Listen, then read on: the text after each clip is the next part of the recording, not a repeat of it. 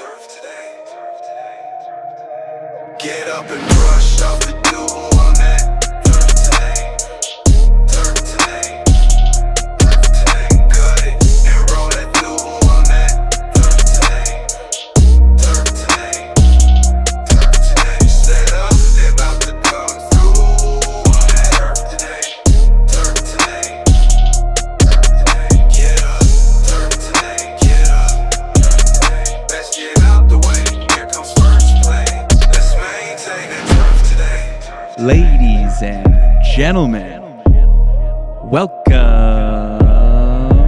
back.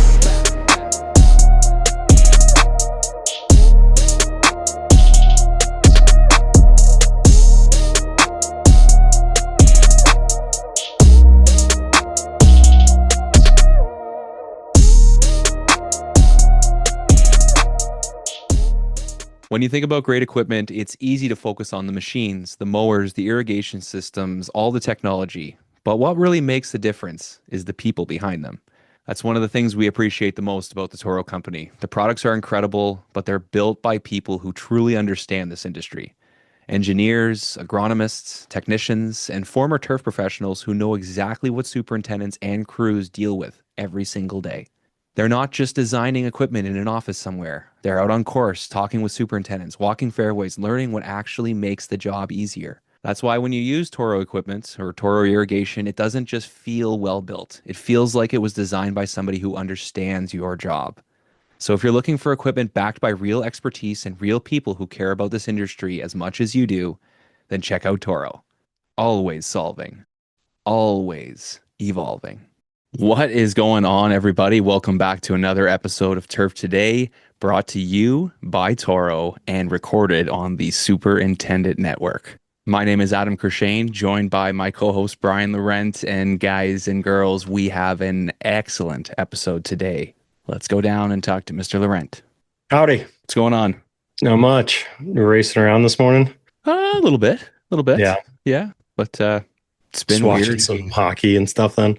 Yeah, did a little Olympics, cleaned up around the house. We had a big melt, so a whole bunch of stuff kind of melted all in the driveway, and then it froze. So big thing of ice. With that, You got a hockey rink out there? Yeah, pretty much. Well, that's why everyone has four-wheel drive in Canada, right? You got it. Yeah, it's why we Yeah. all drive trucks, and one of those things. So yeah, just getting ready here. Canada, U.S. women's finals, the gold medal. Be Oh, yeah. What time's that exciting. start? I think it's 1:00. It's right now. All right. Focus on the interview. Focus on the interview. It's just the first period. I don't even care about that stuff, right? It's Yeah. watch the end That's of right. the game. Watch the end of the Tune game. into the third. Yeah, tomorrow's actually my 37th, so we had a few different things planned. Ooh, Big 3-7. Look at you. Yeah, buddy, Getting up there, creeping old up man. on the old 4-0. Yeah, my wife's birthday's 37? next week. Yeah, we'll go with that. Yeah, go with that. Yeah, so Nice February birthday. Gotta start It's a good- planning it. It's a good one. yeah. Oh, So dead of what? winter. What's the big plan? What's the celebration? Oh, we don't do a whole lot. Just a few different Yeah. things with my buddies around the city, and then we're just gonna do a pizza night here, I think, with my family. But Nice. a few buddies I haven't seen in a while, so a couple guys reached out and said, let's go for beers for lunch, or let's go out for breakfast, or let's go out and have Beautiful. hit a few swings in the simulator or something like that. So it's stacking up to be a bit of a busy day, which is the best way to do it. Heck yeah, And, have some absolutely. pizza and cake with the kids later. My son was asking me what kind of cake I want. He had a little notepad. Hey, what kind of cake do you like? Icing. What kind? I said I like ice cream cake. He's looking at me like, what the fuck is that? How do we make that?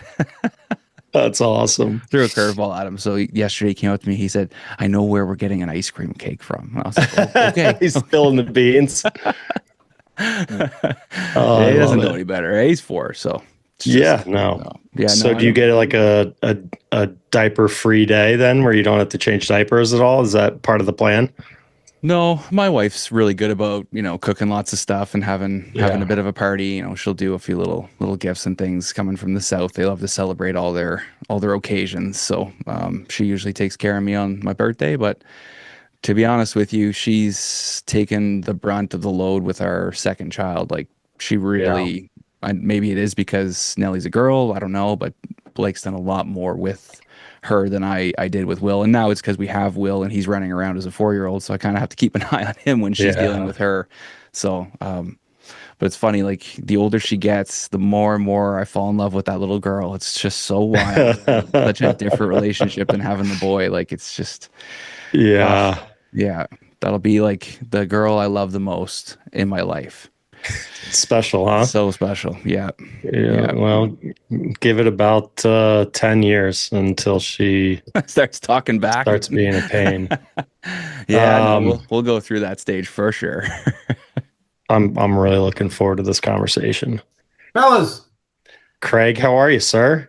I am doing the best I can with what I've got. How are you? Fantastic. Outstanding. Well, this is Adam. Adam's the man, the myth, the legend behind Turf Today. So we are pumped to have you on here, Craig. Oh man, Brian. First off, how's Lauren doing, man? Let me ask about what's important. She's doing good, and apologies, my dog's freaking out back there, but she's doing great. She's doing great. So she's holding down the fort while I'm out having fun at all these golf courses. Well, continue to have fun. All right, and Adam, you have fun too, man. Yeah, oh yeah, that's the biggest part of it. That's one of my favorite things about this industry is people work hard, but they certainly play hard too. And trying to find that work-life balance and all that's a challenge, but I think people do a good job of it as well. Adam, I can tell by your smile, it's about life balance for you. Okay. 100%. Yeah, I was an athlete before and found I used to put a lot of pressure on myself. So these days it's nice to kind of be out on the golf course and enjoy life and not take things so seriously. So I really enjoy that. That's cool, man. That's cool. Well, it's great to be with you all. Yeah, glad you're able to join us here. And we always like to kick things off here. Just give you a little bit of time here to introduce yourself, Craig. I am Craig Kirby. And as I tell people around the world, I am the father of a beautiful daughter, Hannah Grace Kirby. So that is my title of all titles. Hannah is a senior this year at Florida A&M University in Tallahassee, Florida, and she graduates May the 2nd, 2026. Oh boy. So congratulations. It's exciting. Thank you both. I am happy for her and happy that she's going to cross that part of her life. So that's my permanent title. Obviously, my other title is founder and CEO of Golf My Future, My Game. And Golf My Future, My Game is headquartered here in Washington, D.C. It's a foundation that works with underrepresented communities, and we bring them into the business and sport of golf. And so our focus is on creating strategic alliances for education and career development within the sport and business of golf.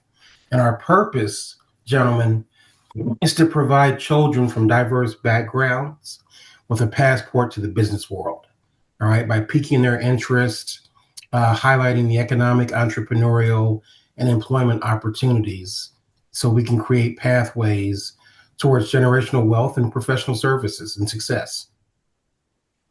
So Craig, you are, and I was giving Adam a little bit of background, and we both kind of checked out your website and learned about you, but you're probably the most accomplished guest we've ever had on this show. So it's a little intimidating talking to a Harvard grad here, but if you could just give us a little bit more information about your background and then ultimately how you found the game of golf and how you were inspired to start doing what you're doing. Sure. So born in Detroit, Michigan, raised in Dayton, Ohio, went to Albion College for undergrad. And it was at Albion that golf found me. I often tell the story. I was sitting in my house and these three friends of mine, walked downstairs into the living room. And so they asked me, they said, "Hey, Kirby, we're going to go play a round of golf. Would you like to join us?" And, I said, "Oh, yeah, sure, I'll go," thinking they were just joking. Well, they get to the front door and they look at me and they're like, "Are you coming?" And I said, "Oh, you guys are serious." And they're like, "Yeah, so come on." So I get in the vehicle and we're riding to the golf course. I'm in the back seat, of course. And the three of them, they're laughing, joking, everything. I'm in the back seat saying to myself, what have I gotten myself into? Because I'd never been on a golf course, literally, ever. I mean, I passed a country club a minimum of twice a day growing up in Dayton, but just never thought I was supposed to go into that place. So, we get to the course and Craig Kirby, I got my out. I'm like, fellas, I can't play golf. I don't have any clubs. And they're like, oh, Craig, we're going to rent you some. And I go, okay, great. I'm like, oh my God. Now we're walking up to the first tee and I have zero excuses. So they go, Craig, you're up. And I go, no, it's got to be beauty before brains. Nice. And so, I mean, at that point in my life, I was an athlete. So I had some eye-hand coordination and I watched them and I did well enough where I hit that ball about 80 yards straight in the middle of the fairway. And I just kept it moving. I did well enough where they invited me back the next week. And so I'm on the seventh fairway, never will I forget this. And a buddy of mine, Mark Fox, runs over to me and he says, Craig Kirby, I did not know you played golf. And I said, yeah, Mark, I've been playing for a minute. And he goes, okay. And he says, what are you doing this summer? And I looked at him and I said, Mark, I don't know. Why? And he goes, how would you like to work on a cruise ship? And I said, what? He goes, yeah, my dad just brought interest in this cruise line and we're looking to staff it up. And I figured if you like golf, you'd like the water. So I'm looking at Mark and I'm like, this is some crazy stuff. But Mark, whose pigment was not as strong as mine, I looked at him and I said, Mark, I said, I don't mean any disrespect, but the last time somebody like you offered somebody like me a free boat ride, that didn't work out too well. Jeez. And he looks at me like mortified. I'm like, I'm just messing with you, man. I'm just messing with you. So, he says, dude, give me your resume. So I don't even know what a resume is. Literally, I'm a sophomore in undergrad.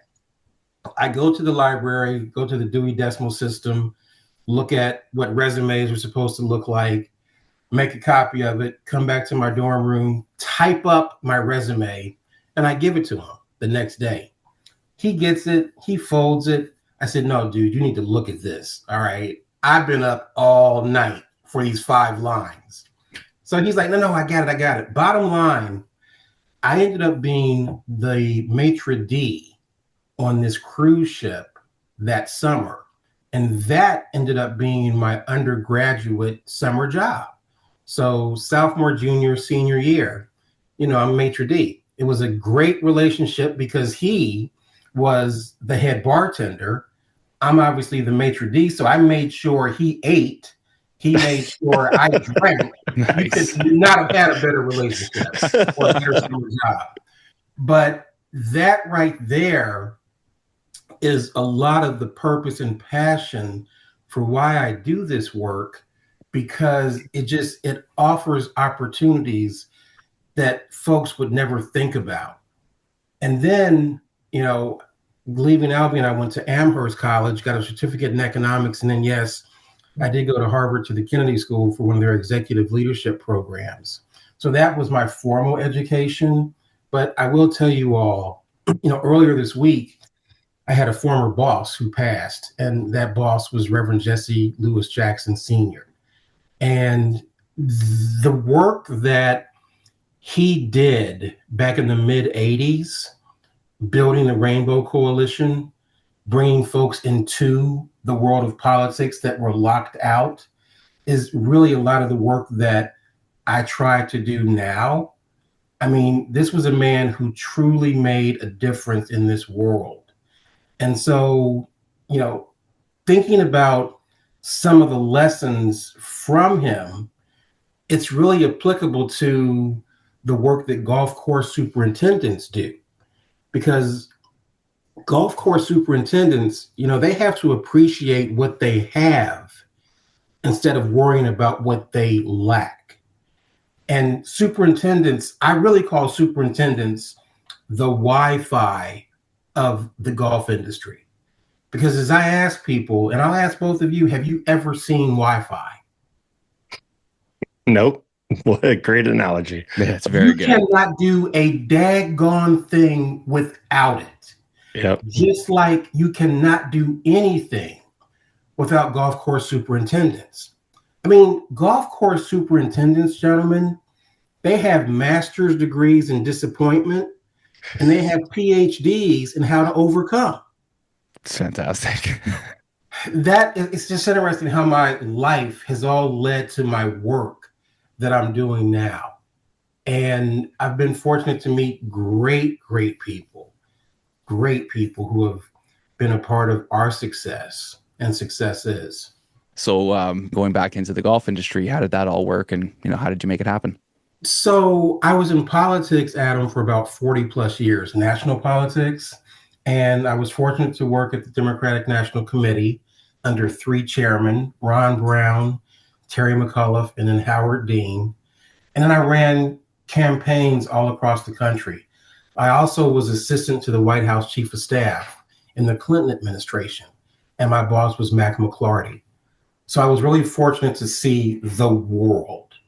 But after my White House experience, after my DNC experience, I then became a political consultant where I managed campaigns all across the country. And in 2007, I was going to manage the presidential campaign of then former Governor Mark Warner from Virginia. Well, in October of 2007, he decided that he didn't want to run for president. He just didn't have it in him. And so he looked at us all and he said, I've probably messed your life up. What can I do to potentially help? And I looked at him and I'm like, yeah, you kind of did, because I knew we were going to win this thing. But so I had a really dear friend, the late Mame Riley, and she looked at me and she said, Craig, you like golf, don't you? And I said, I do. And she goes, so why don't you have Mark call Tim? And I looked at Mame and I said, Mark who? Tim who? I said, what apostles are you talking about? And she goes, Mark Warner will call Tim Fincham. And no lie, I said, who the hell is Tim Fincham? And she looked at me like, are you being serious right now? And I said, no, I really am. She goes, Craig, he's the PGA Tour commissioner.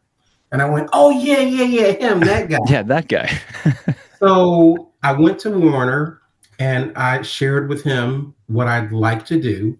And he said, well, you know what? Give me an overview of your ask and I'll call Tim. And that's what he did. And so this would have been November of 2007. And I went down to Ponte Vedra to meet with then Commissioner, PGA Tour Commissioner, Tim Fincham. And I just thought it was going to be a 40-minute meeting. Well, I ended up meeting with not only the commissioner, but with Ty Votal, Charlie Zink, the whole executive committee, and Joe Louis Barrow also. And so if we remember at that time, the economy was tanking. And so, these guys weren't concerned about diversity as they were just keeping their own pants up. But it was something that I did over the years. And then in 2014, as a matter of fact, that meeting, which was supposed to be 40 minutes, ended up being 5 hours. So it was all afternoon. Because again, I met with Ty, Charlie, the whole crew. Well, then 2014, Joe Louis Barrow calls me and he says, hey, Craig, are you still interested in your diversity initiative? And I said, yes, I am. And he says, well, I'd like for you to come and meet with me and a colleague of mine. And that colleague was Steve Mona, who at the time was CEO of the World Golf Foundation. So again, fly down to Ponte Vedra.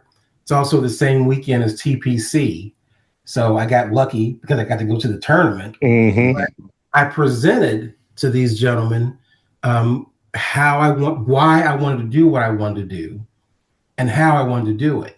And I'll never forget, at the end of those 2 days, Steve Mona looked at me and he said, Craig, this is really kind of interesting how you want to do this.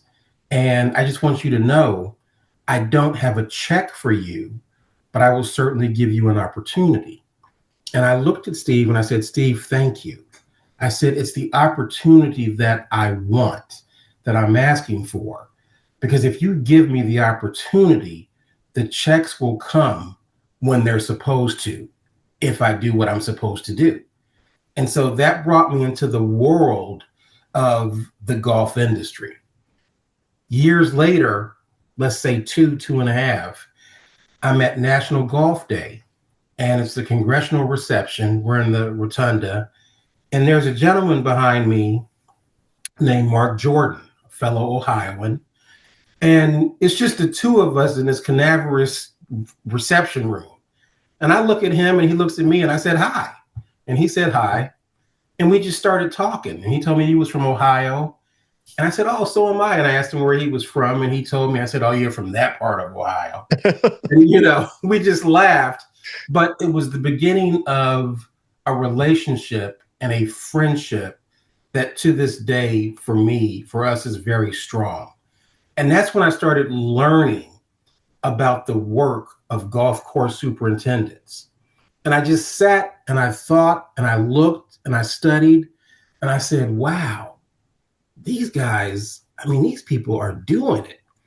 And so then I thought about my folks, my people who came to this country and also worked in fields and understood agronomy, understood turf science, not in a way that it was presented, but still had that understanding.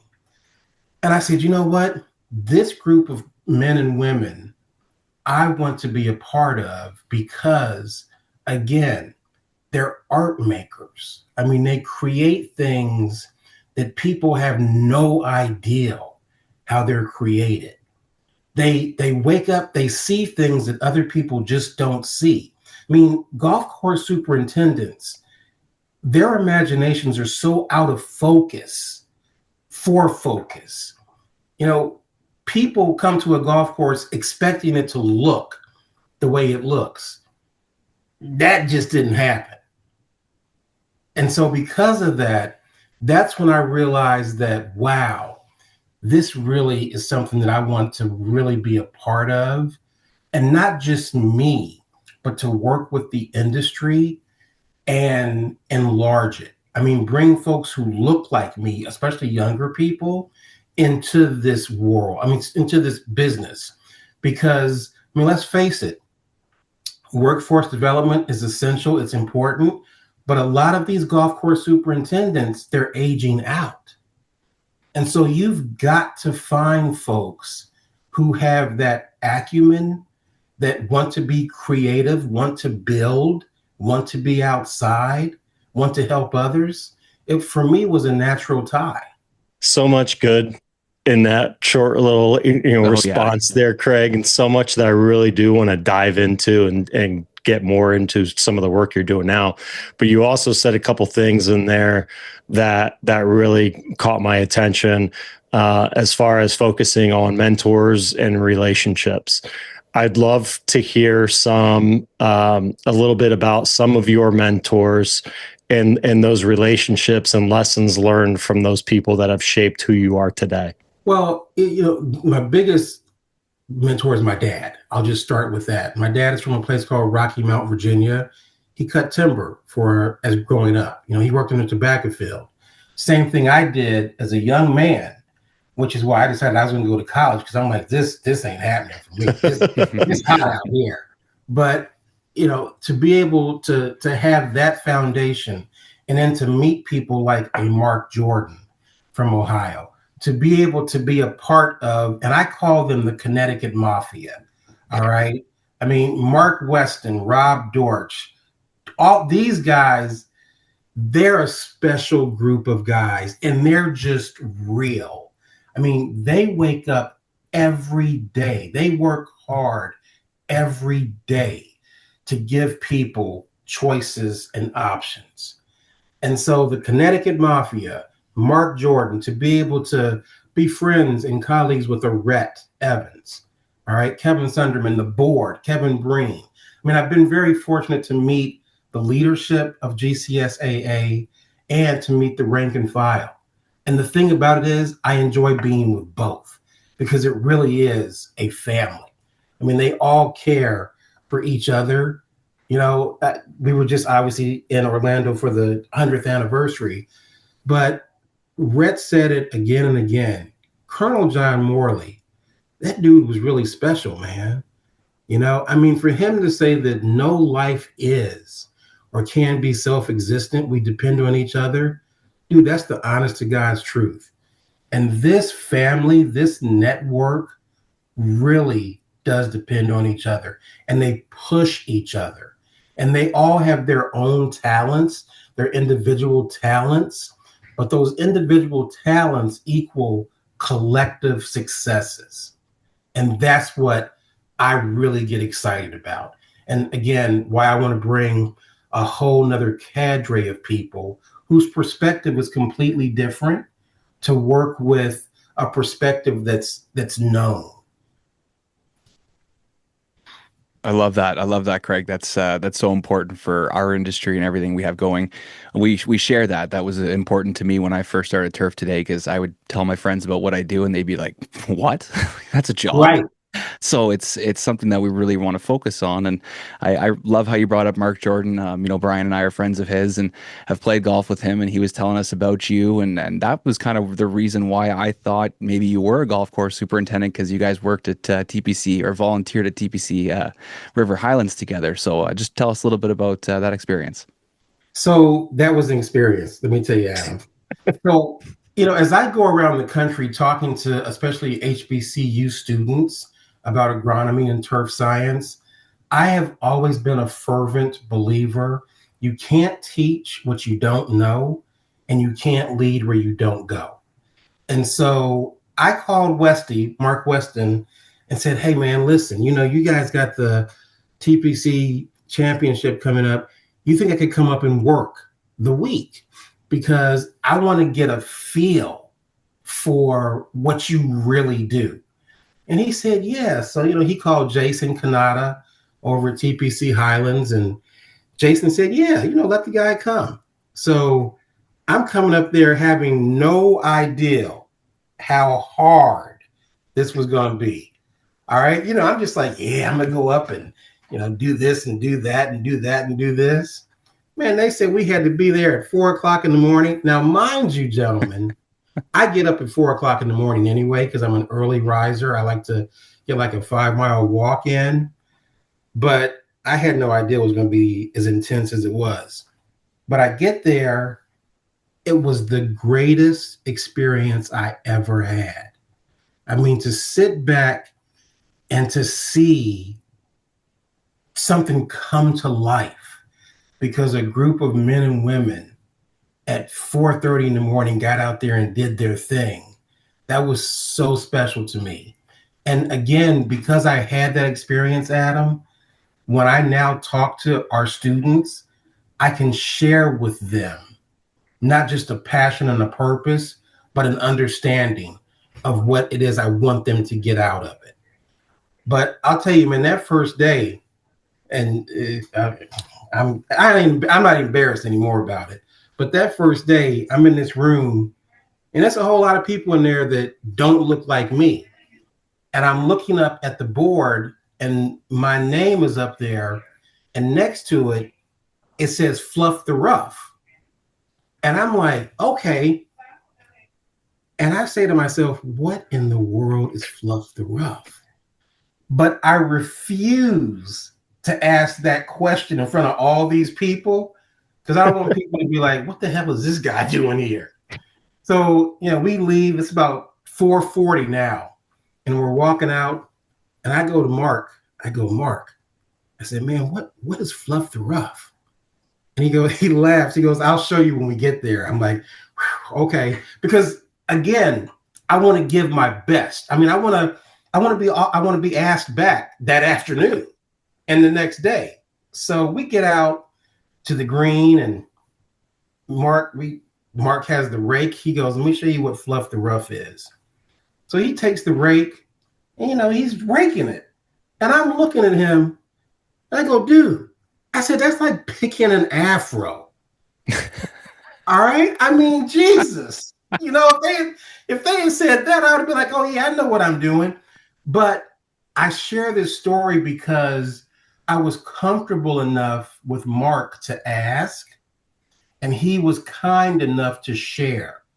And so asking and sharing gives you what we have to get in this industry.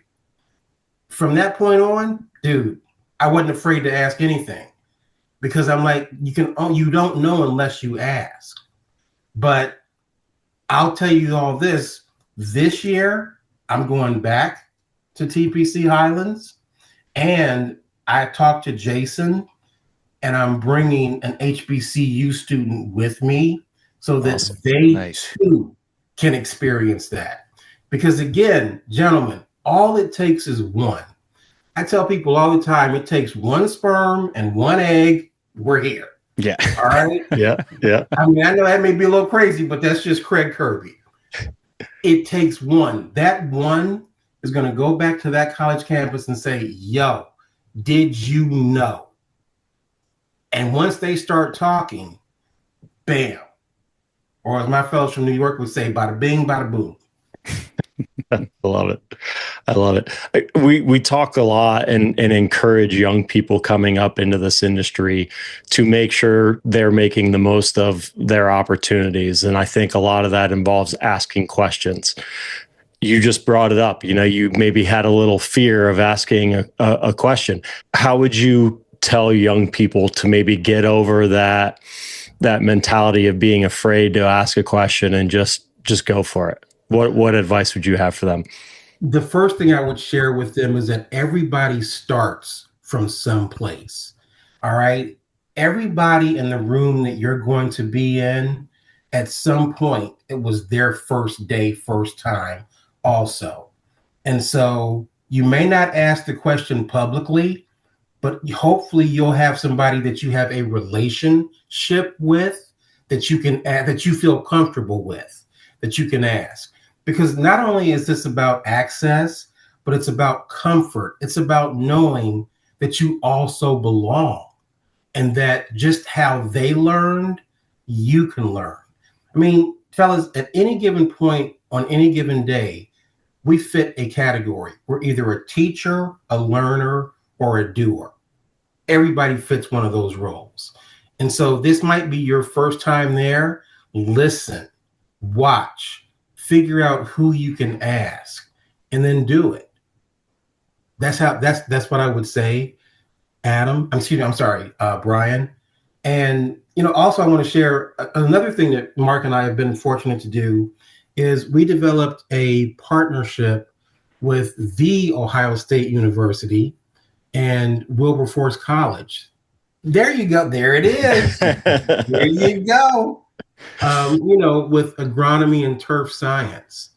And so you've got students at Wilberforce that are able to take classes at Ohio State in the agronomy, turf science world. And I also have to thank Dr. Doug Karcher, because his efforts have been tremendous in making sure this is happening. But these students are able to take classes that they couldn't take at their school. And again, what does it do? It provides them an opportunity and access to say, oh, you know what? I can now talk to Adam.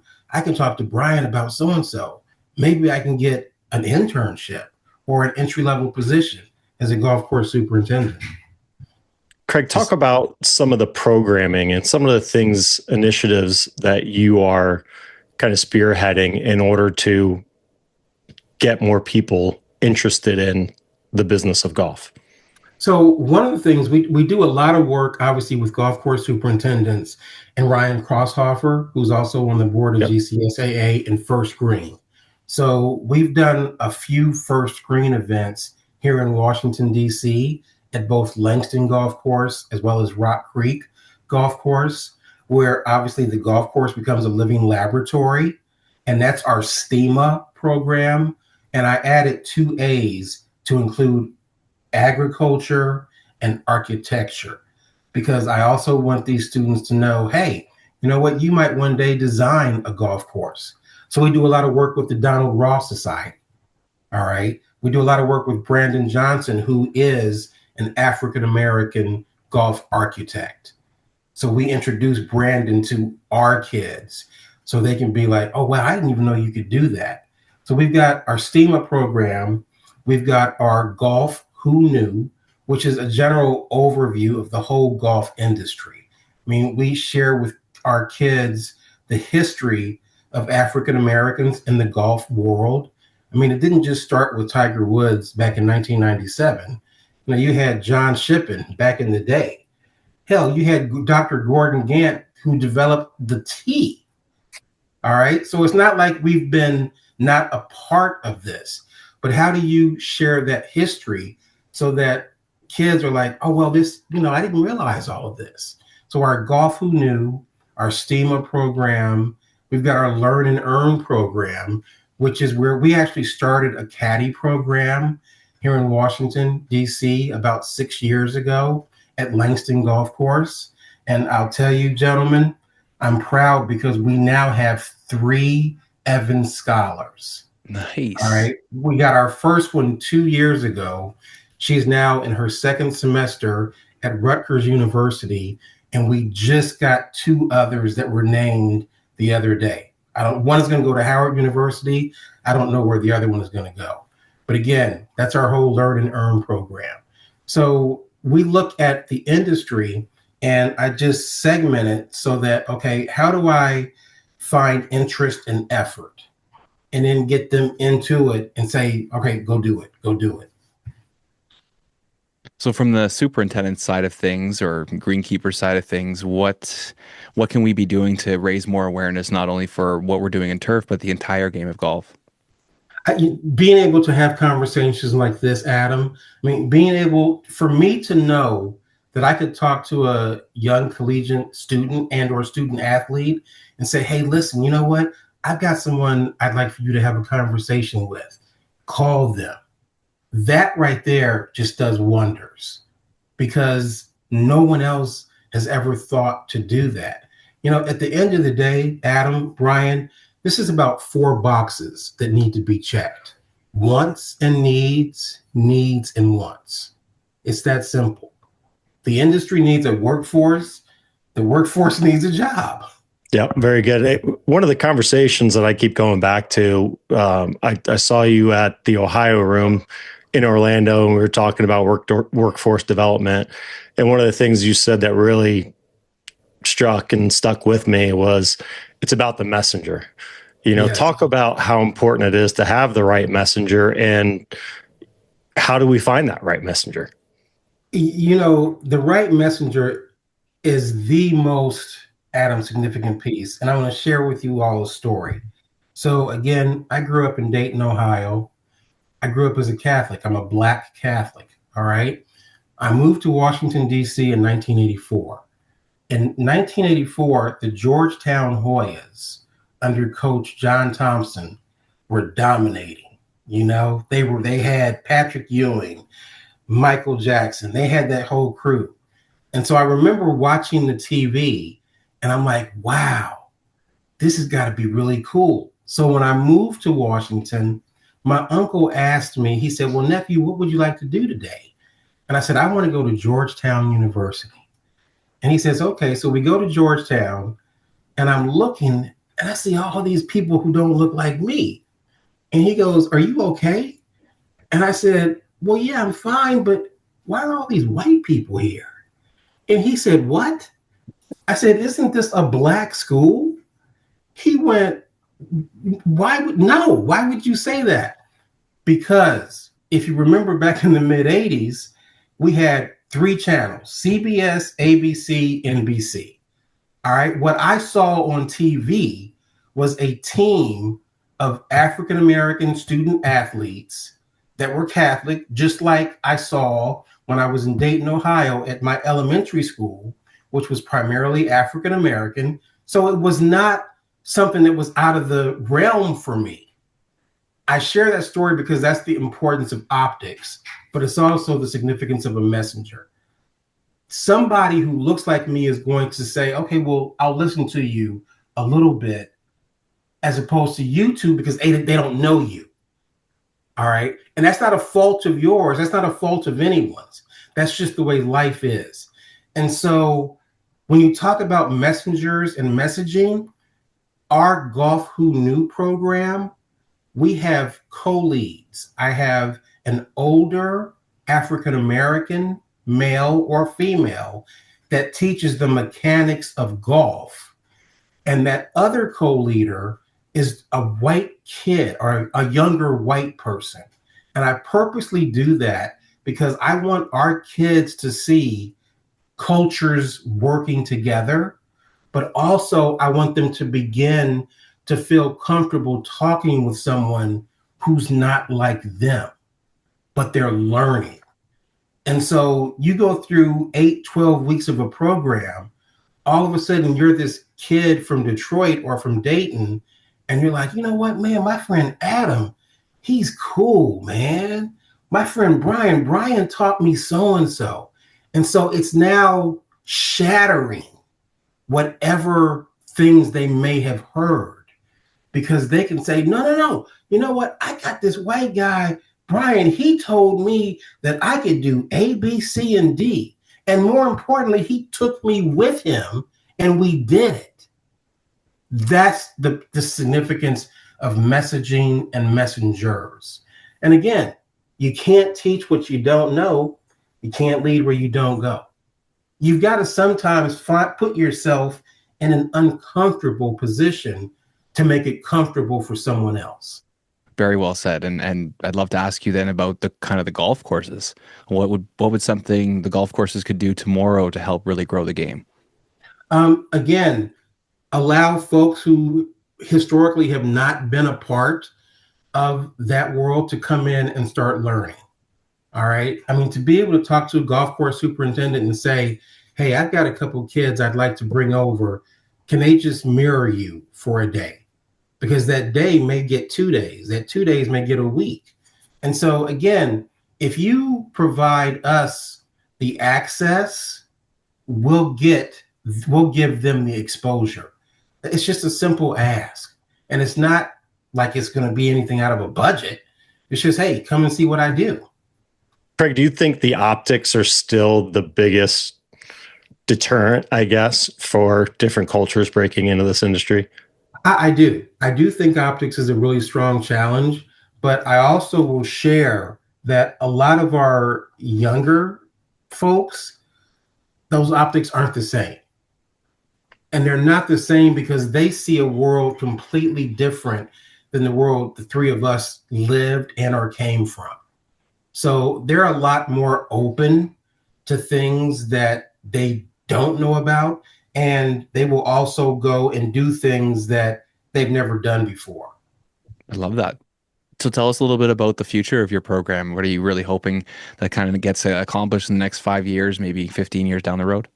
You know, for me, it's going to be having our kids have the access, but potentially having 200 golf course superintendents that are African American or Latina or Latino or people of color. Right now, I understand there's about 60 African American or people of color golf course superintendents in the industry. That's great. That's a good start. As a matter of fact, I'm not going to lie to y'all. I was really surprised. That's higher than I would have thought. Yeah, I literally thought it was 7. Yeah. And when they told me 60, I'm like, what? And so That's we're awesome. now talking, and I say we, Mark Jordan, Kevin Breen, Jan Beljan, and Renee Powell are working with this group of golf course superintendents because look at Clearview Golf Course. I mean, Larry Powell. I don't even have words for what he's accomplished. Now, how do you have a golf course and you don't have an irrigation system?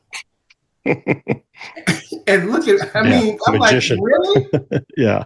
You know, what he and his sister have done, but what he has done as a superintendent for 75 plus years, oh my gosh, that's wonderful.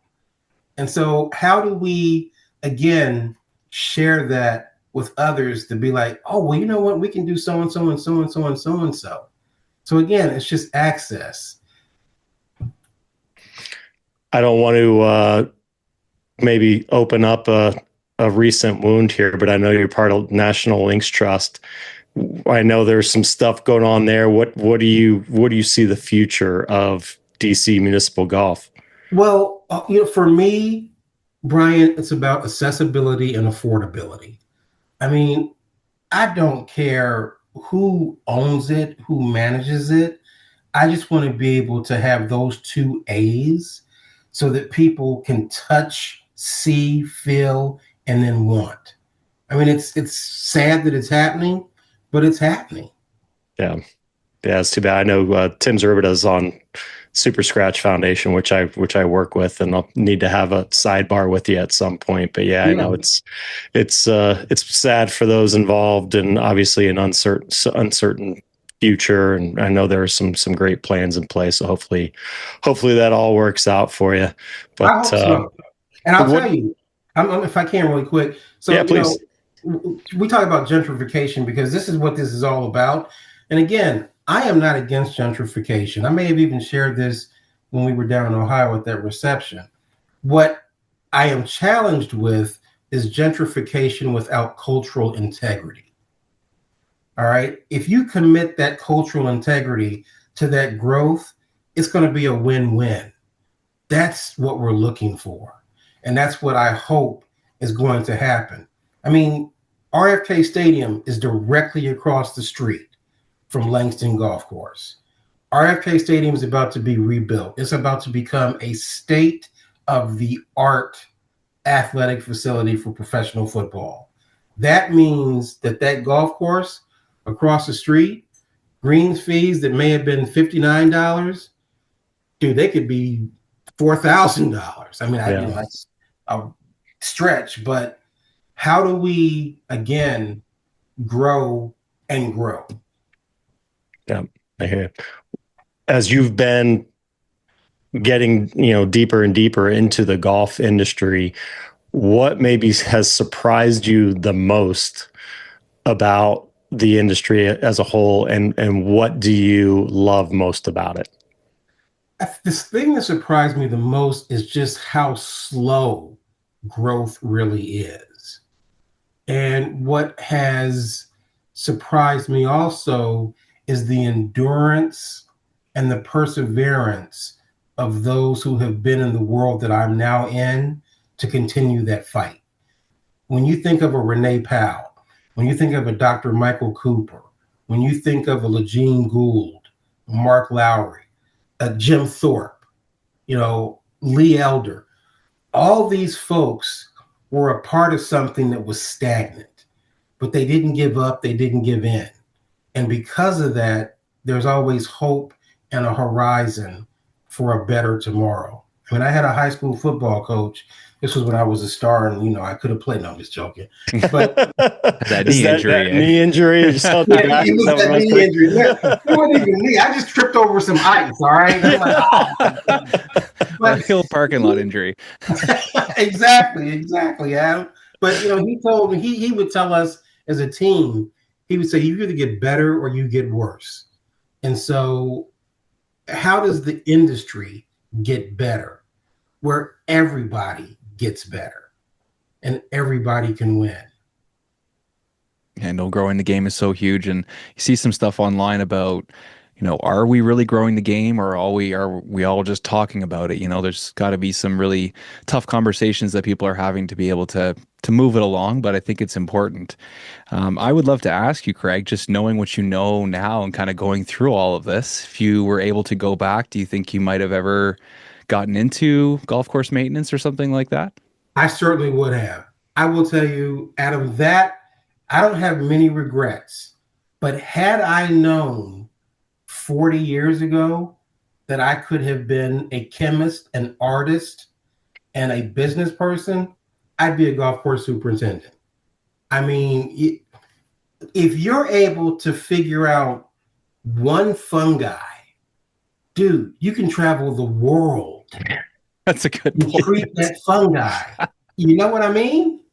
Yeah. Yep. One bug, right? A solution to Yes, one Yeah. bug. yes. So yes, I would have. And again, I think that's also why I'm so fervent about giving kids these opportunities and these options. I mean, I tell the kids all the time, I wake up every morning to give kids options so they can make choices. And I do that because, for the most part, gentlemen, we come into this world looking like our parents, but we leave looking like our choices. If I had known that, dude, yeah, I would have been in golf course super. I could be outside all day. Oh my gosh. Yeah. Yes. Some of the greatest environments there are. That's awesome. Right. I want to know, when you go into an HBCU and you're getting ready to talk to students and you say, I'm here to talk about golf, what is the reaction, the response that you get from some of those kids? It's a glazed eye. They're just like, golf. What is that little white ball that you hit? And I'm like, yes, it's that little white ball that you try to hit. That's I right. didn't tell For the them. rest I of said, your "Look," life. right. I said, because what you don't realize is that golf is an endless series of tragedies obscured by the occasional miracle. But it's that miracle that brings you back time after time. And you're Yep. gonna laugh at this, not this summer, but yeah, last summer. I'm sorry. So I grew up in Dayton, Ohio, and when I was in high school, Keith Byers was in high school also. So Keith and I are a year apart. So we're playing golf over at Miami Valley Country Club, and when I tell y'all my round sucked, it sucked. But I birdied 14. That's all we talked about That's that it. afternoon. I'm like, Keith, I said, was that 14 that I got that birdie? Yes, Craig, it was 14. Right. Can't talk about the other, 17 holes, but that was my miracle. So Keeps you coming yeah. back. You've been around so many great leaders. Golf course superintendents themselves are leaders by nature, leaders of teams. What advice do you have for those individuals in those leadership roles for getting the most out of their people? Just to continue to continue to understand and appreciate that just because your feet are lower than your eyes, that doesn't mean that your feet are worse off. Your feet take you where your eyes see. And that's what these superintendents understand. They understand that it's a total body effort. And that's what's so valuable about them. I mean, again, just a special lot of people, a significant group that not only cares about their work, their product, but cares about those individuals that work with them. That's really special. 100%. Yeah. So I really wanted to thank you today for coming on the show and being a part of this and teaching us some stuff. Hopefully, our listeners some stuff. I think it's been great. And I'm from a city that's very multicultural. Being a capital of Canada, there's a lot going on here, and my kids go to school with kids from all over the world, and I still see divisions sometimes. You still see people not talking to each other or not getting involved in certain things. And I always wonder about the future for my kids and hoping that things are more of a collective movement and people are doing things as one. So I really appreciate what you're doing for our industry, and I think it's huge hearing that there are more men and women of color getting into our industry and being a part of it. What is one thing that you would like to see change in golf culture? The opportunity for everybody to understand how great the game is and how great are the people that make the game is. Beautiful. That's the key right there. I think Yeah. everyone we talk to, the favorite part of this industry is the people. Mhm. And I think that's what carries us on and what will continue to carry us on. So this has been great, Craig. We always like to close these by just giving you an opportunity to kind of finish things off. If you have anything you want to add to this episode, anything you'd like to say, the floor is yours. I do. I thank you. Thank you for giving me the dance floor. Brian, Adam, thank you both for what you're doing. I mean, your commitment, your efforts, your energy, your enthusiasm, it's noted. So continue to do what you're doing because you really are. You're making a difference. I mean, people are listening to you. People are understanding how valuable, again, this industry is for you all and what you mean to it. So, if I could get an A and a B when I was in school, Brian and Adam and Brian, keep it up. That's awesome. I love it. I love That's it. great. Beautiful. How can people learn more about Golf My Future My Game, Craig? Oh, they can go online to www.golfmyfuturemygame.org or just Google it, look it up, call us. We've got folks that would love to chat with you all about our work. And you know what? Hopefully have you become a part of it. I mean, the more the merrier. Is there expansion going on? So if someone may not be DC based, can they get involved in California or wherever? They are. Yes, I'm sorry. So we're headquartered here in DC. Thank you so much, Brian. We've got programming in Detroit, Michigan, Dayton, Ohio, Durham, North Carolina, Montgomery, Alabama, and we're about to go into Itabena and Greenwood, Mississippi. And we're also in Montgomery, Alabama. I'm sorry. Did I say Montgomery? I think you did, but that's okay. Now, twice people in that area are going to know. So it's beautiful. That's right. Well, hit me up. Let me know when you're coming back to Dayton. We'll make sure we tee it up. That's 45 minutes away from me right now. So that's perfect. I most certainly will. I can tell you, what, it might be a little too cold for us, but I'll be back there March the 16th and 17th for the first four. All Brian's right. played golf in colder, don't we?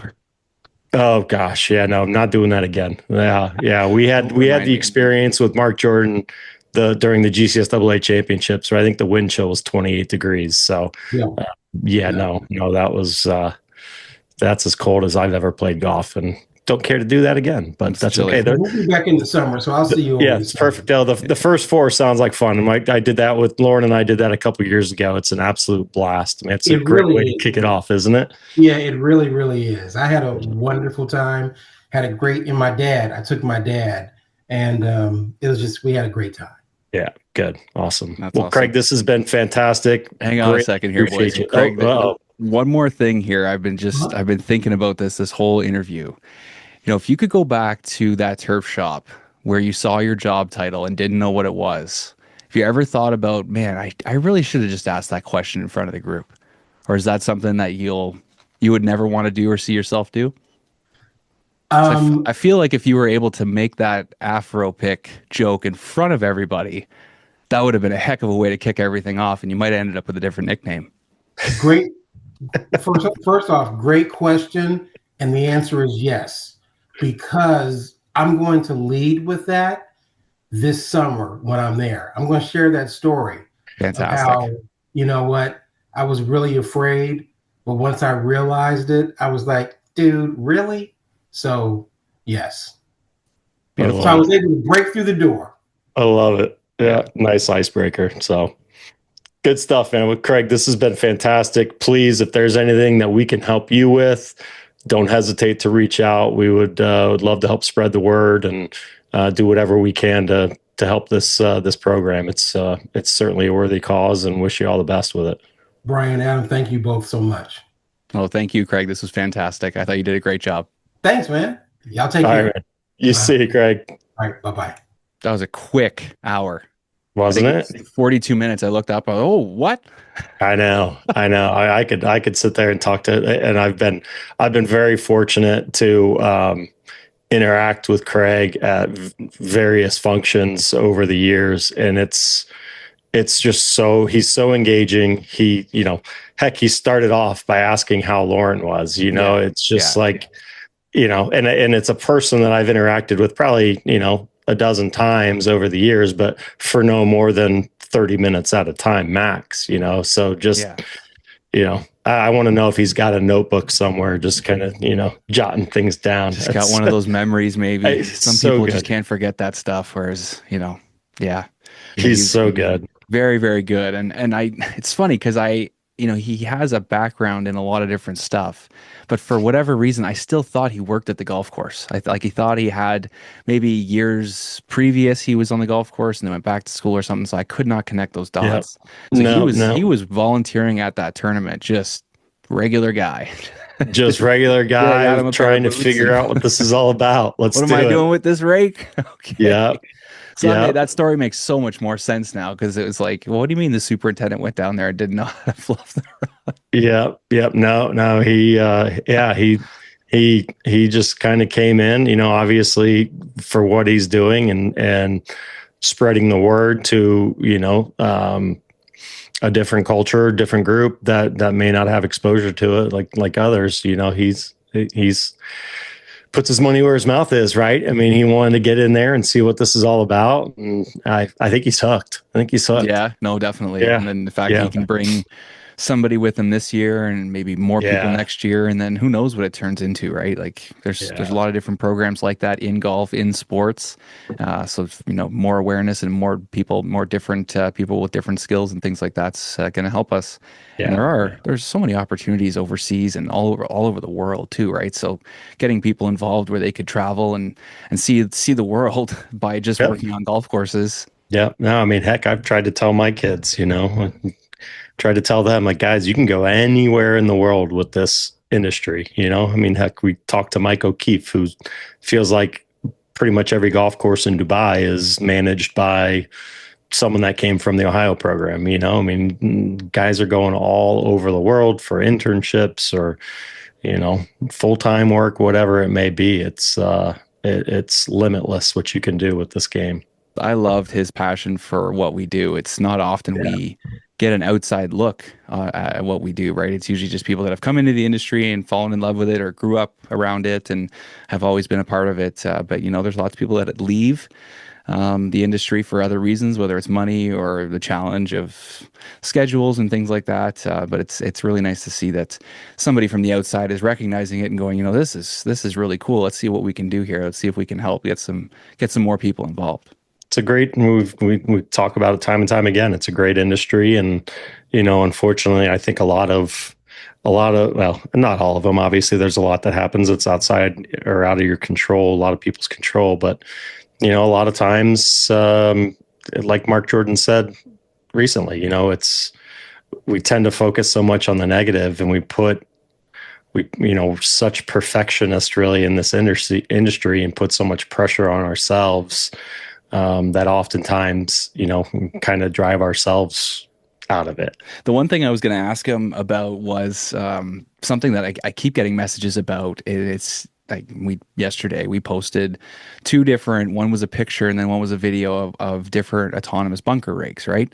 Some people love it. They think it's really cool. It's going to save them money, blah, blah, blah. Other people are like, this is stupid. They're going to take our jobs. They're just trying to replace us and all this. So that was something I wanted to ask him about, is that we are trying to raise awareness and trying to get more people into this industry because there is shortages and things like that. But then at the same time, we are also developing all these technologies that are going to replace some of these jobs. So, where do you kind of see some of that stuff crossing and how is it going to kind of affect everything?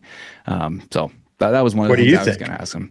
I think it's wild how we're kind of coming at it from both sides. We're trying to solve the problem by using technology, but then we're also saying to people, well, we need more good people and there's so many opportunities. So I don't know. I think you really want good people, so that way you are going to be able to get better people and hopefully pay them more and take care of them and their families and things like that. But yeah, I mean, if you have autonomous bunker rakes and you got mowers out mowing everything and you got drones out spraying everything, eventually it's going to be like, all right, like how many people actually have to be here on the property? And now we're actually cutting jobs. So we are working at it from both sides. It's a tough one. Yeah, I see it as meeting a need. Obviously we talk a lot about the shortage of people, but I think those things are going to need people to steer them in the right direction. Those things just don't show up at a golf course and automatically know where to mow, know where to rake, do all those things. So people are going to ultimately need to manage those. You're always going to need people that are able to diagnose issues, to be those problem solvers and come up with solutions for what's going to happen. And that's, I don't know. I mean, yes, AI is getting smarter and smarter, but until AI starts diagnosing and running spray sheets and mixing tanks, I don't know. there's always going to be a need for the people that are skilled technicians and skilled golf course superintendents to develop the programs and put the plan of action in place. A lot of the other autonomous solutions are just that, they're solutions, right? I mean, there's a problem, there's something you can be more efficient with, then let's do it. There's plenty of other jobs that aren't able to be managed through autonomous technology yet. Mhm. So it's an opportunity to maybe be a little more, find more detail work that, is going to make a difference on the property. There's always something for people to do. It's always going to evolve. The best argument I've seen about it was the auto body plant, right? So you're building a car, you build a car, and it used to be just people. And it was just a factory full of people building every little part, assembling the car on the assembly line and putting it all together. And now it's mostly robots that's putting it all together. But where the people are working is in the design and the technology and all the different things that are going into the vehicle. They're just not building it. So it's changed, it's evolved. And I think we will still need these jobs in our industry, and there still will be people. But how many people are actually going to be walking the golf course every day or actually manning that shop every day? I don't know. So that's where it's difficult, because it's like, come on, come work for us. But it might not happen, or we might have to do something different. So I don't know. Yeah, no, it's gonna have to kind of wait and see. Yeah, it might not be our lifetime. No, There are a lot of golf courses out there that are a long ways away from getting full autonomy and things like that. So, or maybe there'll be properties that'll say, fuck that, we're not even gonna ever bother. We want to have people out here. We want to have people involved in the course and things like that. So we'll see. Yeah, absolutely. Cool. Well, this has been another good one, man. Great work. Another very good one. Yeah, 100%. Okay, buddy. Enjoy the rest of your weekend. Yeah, you too. Take care, man. We are back with another Ask the Agronomist segment featuring PhD agronomist Tony Goldsby from the Andersons. Our question today comes in from Joseph Alver. Best spreader on the market today? Awesome. Well, thanks again for having me on the show this week, Adam. And thank you, Joseph, for submitting another great question. And obviously a little bit of a loaded question. And obviously I'm a little bit impartial to our own SR2000 Pro. But no, I mean, ultimately at the end of the day, whether it was the Scott's R8 unit, which was kind of the original, if you will, one that obviously the Andersons has progressed over the years to become the SR2000.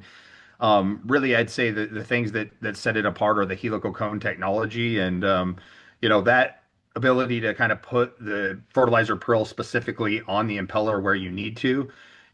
Quite often when done right and, matched with the right size particle, you can get a, perfect 50-50 spread distribution. And, especially when we're talking really small microgreens fertilizers and, ultra low bent grass or Bermuda grass, right? Having that, precision is really key. So again, that's the best part about that one is you can really get it dialed in 50-50. It's a high quality unit, all stainless steel, all things that I would always look for and something that, kind of build in for a lifetime purchase or, going to have around for quite some period of time.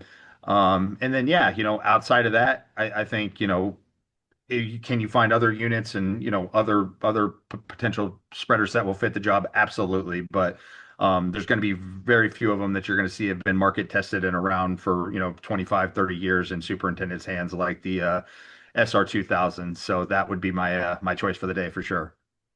Yeah, we love our Anderson spreaders, and my biggest tip, I've been using them for years.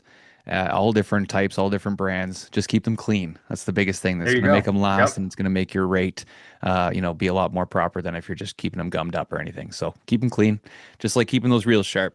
All right, thanks a lot, Tony. This wraps up another Ask the Agronomist segment featuring Dr. Tony Goldsby from the Andersons.